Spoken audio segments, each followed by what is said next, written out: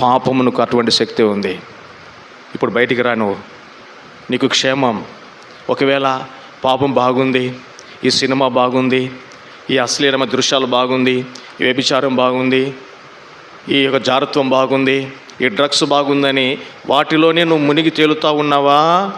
ఒకసారి నిన్ను విడిపించే నాదుడే ఉండడు. 29:1 6000 సంవత్సరాల మానవ చరిత్రలో మహాజ్ఞాని సొలొమోను రాస్తాడు. సామెతలు 29:1 ఎన్నిసార్లు గద్దించినా అనేక సార్లు గద్దిస్తూ ఉన్నాడు నిన్ను. పాపములో నుండి బయటికి రా, కమ్ అవుట్ ఫ్రమ్ సిన్. పాపం నుండి బయటికి రా, తుఫాన్ లాంటి వస్తుంది, నేను లోపలికి తీసుకుని వెళ్తుంది, నిత్య మరణం అయిపోతావు, అగ్నిగుండంలోనికి వెళ్ళిపోతావు. విడిపించే నాదుడు ఉన్నాడు. ఇప్పుడు నువ్వు సేఫ్ కావచ్చు.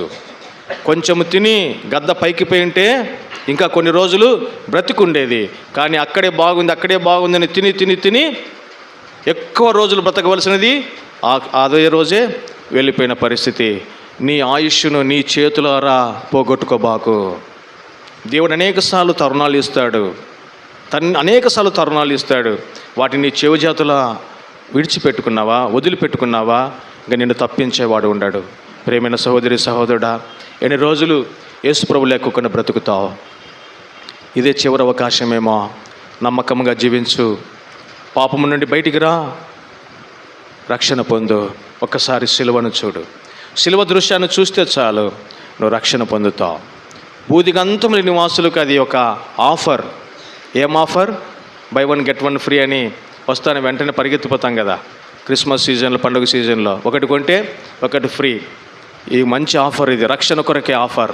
ఏం డబ్బులు ఎవరికి ఇవ్వాల్సిన అవసరం లేదు. ఒక్కసారి ఆయన సిలువను చూడు, సిలువ కారుతున్న రక్తాన్ని చూడు, నీ కొరకే పడిన ప్రయాస, బాధ, కొరడా దెబ్బలు చూడు, ముళ్ళ కిరీటము చూడు, కొరడాల దెబ్బలు చూడు, మేకులు చూడు, ప్రక్కన బల్లెపు పోటు చూడు.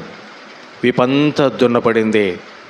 ఎక్కడ కూడా ఆయన ఒక మాట మాట్లాడలేదు. నీ కొరకే ఆయన ఎంతగా తగ్గించుకున్నాడు.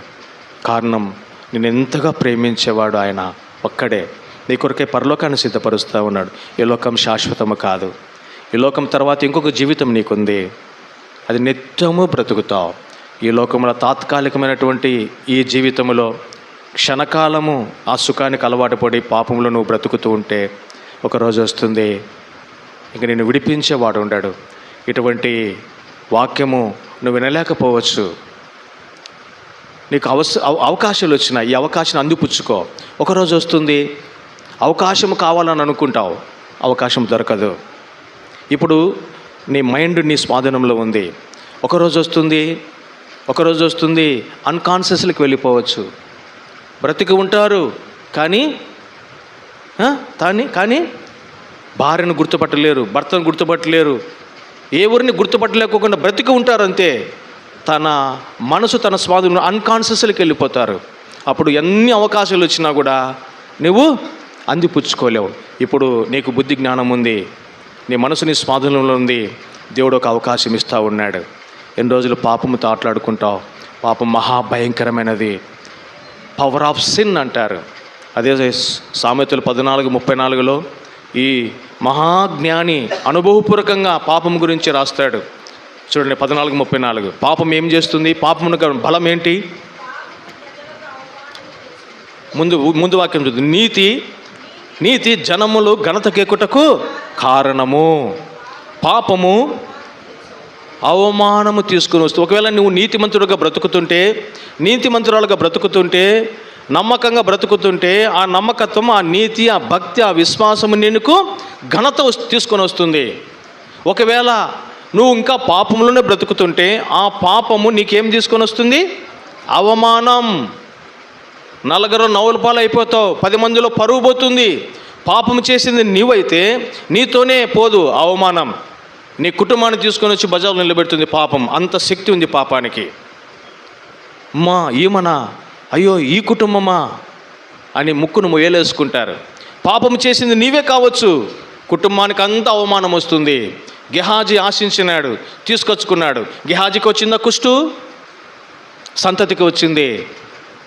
ఆశించింది గెహాజీ, దాచిపెట్టింది గెహాజీ, కానీ కుష్టు అందరికీ వచ్చింది. ఆకాను ఆశించినాడు, సీనాయి వస్త్రాలకు ఆశించినాడు, బంగారు కమ్మిని తీసుకొచ్చి దాచిపెట్టినాడు. ఆకానునే కొట్టినారా?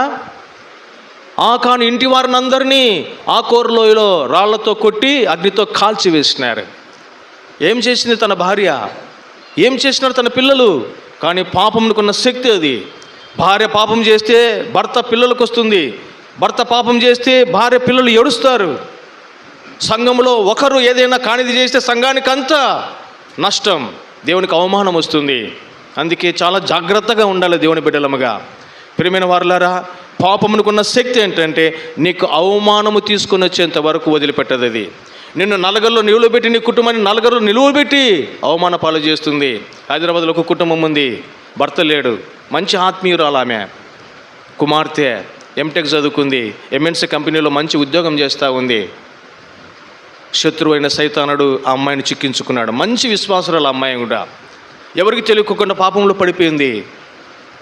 అటువంటి పరిస్థితి వచ్చినప్పుడు చెయ్యరానటువంటి కార్యం చేసింది ఆ కుమార్తె. ఆ తల్లి అవమానం భరించలేక వెళ్ళిపోయింది. ఊరు కాదు, రాష్ట్రాన్ని వదిలిపెట్టి వెళ్ళిపోయింది. చేసింది కుమార్తె, అనుభవించిన శిక్ష అనుభవించింది తల్లి. అనుకోబాకు, పాపమునకు అంత శక్తి ఉంది.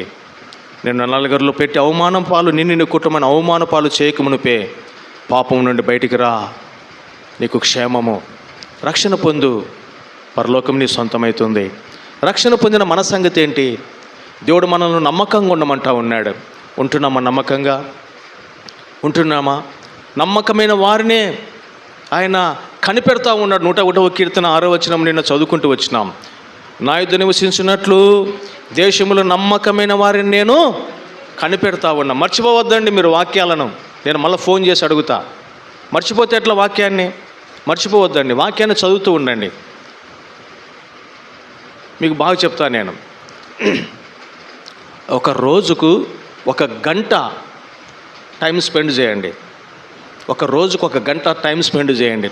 మొత్తం అన్నీ పక్కన పెట్టేయండి, ముఖ్యంగా సెల్ ఫోన్ పక్కన పెట్టేసి 1 గంట స్పెండ్ చేసి అన్నీ పక్కన పెట్టేసి ప్రార్థనాపూర్వకంగా 10 అధ్యాయాలు చదవండి రోజుకు. బాగా ఈజీగా చదవచ్చు, గంటకు 10 అధ్యాయాలు. ఏదో నవల మాదిరి కాదు, జాగ్రత్తగా చదవచ్చు. నా ఎక్స్పీరియన్స్, నా 36 సంవత్సరాల అనుభవం చెప్తున్నా. చదవండి. రోజుకు 10 అధ్యాయాలు చదివితే ఎన్ని చాప్టర్లు ఉన్నాయి చెప్పండి? బా, సండే స్కూల్ లేరా? ఎన్ని అధ్యాయాలు ఉన్నాయి బైబిల్లో? ఎట్లా? సండే స్కూల్ టీచర్స్ లేరా? యూత్ లీడర్స్ లేరా? 1189 అధ్యాయాలు ఉన్నాయి, 1189 అధ్యాయాలు. ఎట్లా? మర్చిపోక చెప్పినారా మీరు? నాకు వినపరాల, సారీ. 1189 అధ్యాయాలు ఉన్నాయి. 1189 అధ్యాయాలు రోజుకు 10 అధ్యాయాలు చదివితే 4 నెలల్లో బైబిల్ కంప్లీట్ చేయొచ్చు. ఎన్ని నెలలలో? 4 నెలలలో. అంటే సంవత్సరానికి ఎన్నిసార్లు కంప్లీట్ చేయొచ్చు? 12/4 3 సార్లు. 3 సార్లు సంవత్సరానికి కంప్లీట్ చేయొచ్చు. 1 గంట నువ్వు రోజుకు స్పెండ్ చేస్తే 10 అధ్యాయాలు చదివితే. అంటే ఇప్పుడు మన ఆత్మీయ జీవితం ఎంత? 30-40 సంవత్సరాలు. ఎన్నిసార్లు చదివి ఉండొచ్చు? చదివినామా? చదవం. సెల్ ఫోన్ గంటలు చదువుతాం, న్యూస్ పేపర్ గంటలు చదువుతాం, టీవీ గంటలు చూస్తాం. ఏమి ప్రయోజనం ఉండదు. ఎక్కడో ఏదో జరుగుతుంటుంది, ఏమో చూస్తాం. సోషల్ మీడియాలో అన్నీ వస్తాయి, దాన్ని ఊరుకుంటామా?